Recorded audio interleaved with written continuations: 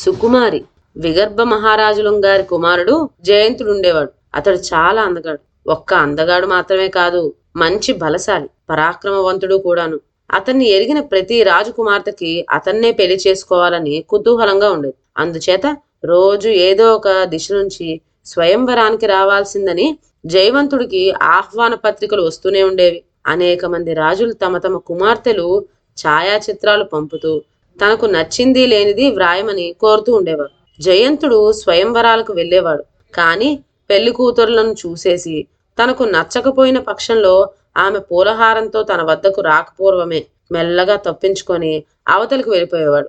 తన వద్దకు రోజు వచ్చే చిత్రాలను కూడా అతడు పక్కకు పడివేయటం జరిగేది. ఒక్కొక్క చిత్రమే చూసి పెదవి విరిచేసి పక్కన పెట్టేస్తూ ఉండేవాడు.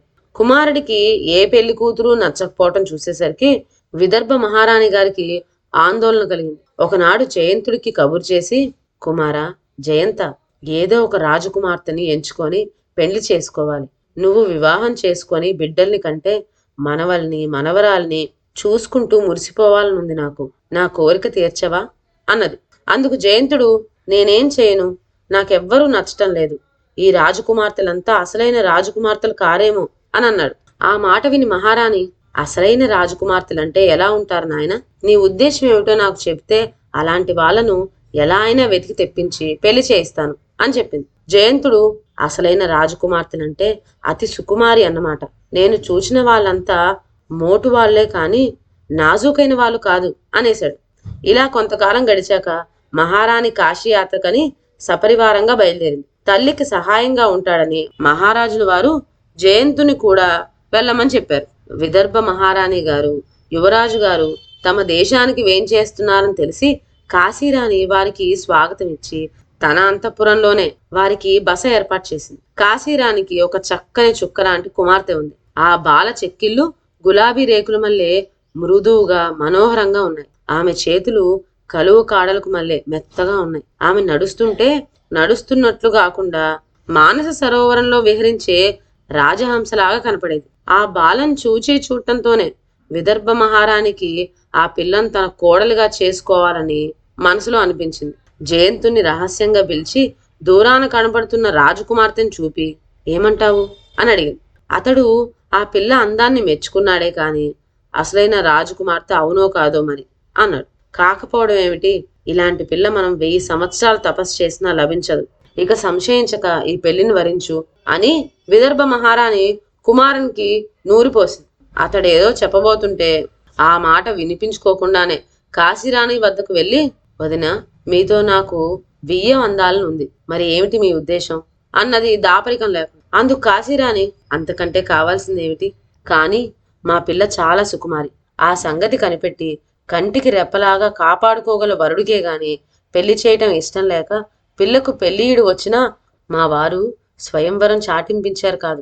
అటువంటి వరుడెక్కడున్నాడో చారుల ద్వారా వాకప్ చేయించి అలాంటి అల్లుడు లభిస్తేనే పెళ్లి చేద్దాం అనుకున్నాము అని చెప్పింది.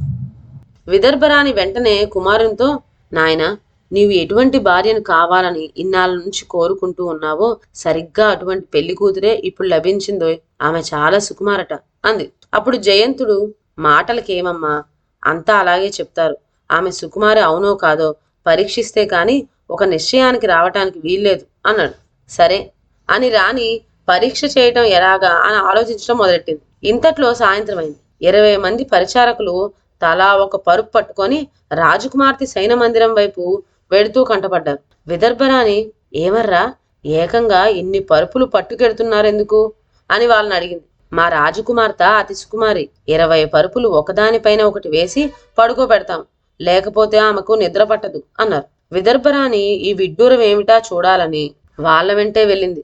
ఆ పరుపులు తీసుకువెళ్లే పరిచారకుల్లో ఒకతి బఠానీలు నవ్వులుతూ నడుస్తోంది. వాటిలో ఒక గింజ జారి క్రింద పడింది. ఆ గింజను చూసేసరికి విదర్భరాణికి మెరుపు లాంటి ఆలోచన ఒకటి తట్టింది.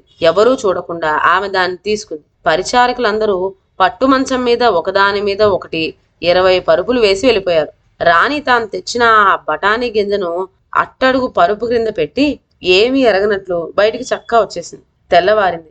విదర్భరాణి కాశీరాజు కుమార్తెను చూడటానికి వెళ్ళింది. రాజకుమార్తె రాత్రి నిద్రలేని దానికి మళ్ళీ బద్ధకంగా కనిపించింది. ఏవమ్మా, అలా ఉన్నావు అని అడిగింది విదర్భరాణి. రాత్రి సరిగ్గా నిద్ర పట్టలేదండి అంది ఆ అమ్మాయి. 20 పరుపుల దొంతర మీద పడుకున్నావు, నిద్ర పట్టలేదా అని మళ్ళీ అడిగింది విదర్భరాణి. ఇంతలో కాశీరాణి ప్రవేశించి, నౌకర్లు ఏ పని సరిగ్గా చేయరు, మంచం మీద బఠానీ గింజ ఉంటే చూసుకోకుండానే పరుపులు వేసివేశారు సోమరి వాళ్ళు, పాపం దీని మూలాన్న ఆ చిట్టి తల్లికి రాత్రి నిద్ర పట్టింది కాదు అంటూ ఆ బఠానీ గింజను తీసి చూపించింది. విదర్భరాణి జయంతుని వద్దకు పరిగెత్తుకు వెళ్ళి సంగతంతా చెప్పేసరికి అతడు ఎగిరి గంతేసి సంబంధం నిశ్చయం చేయమన్నాడు. మర్నాడే మంచి ముహూర్తం ఉండటం వల్ల ఆ సుకుమారికి మన జయంతునికి అతి వైభవంగా వివాహం జరిగిపోయింది. ఇదండి వాళ్ళ కథ. మరొక మంచి కథతో నెక్స్ట్ వీడియోలో కలుద్దాం. అంతవరకు సెలవు. నా ఛానల్లోని కథలు మీకు నచ్చినట్లయితే నా ఛానల్ను లైక్ చేసి సబ్స్క్రైబ్ చేయండి. షేర్ చేయడం మర్చిపోవద్దు. కొత్త కథ నోటిఫికేషన్ కోసం బెల్ ఐకాన్ ప్రెస్ చేయండి. Thank you.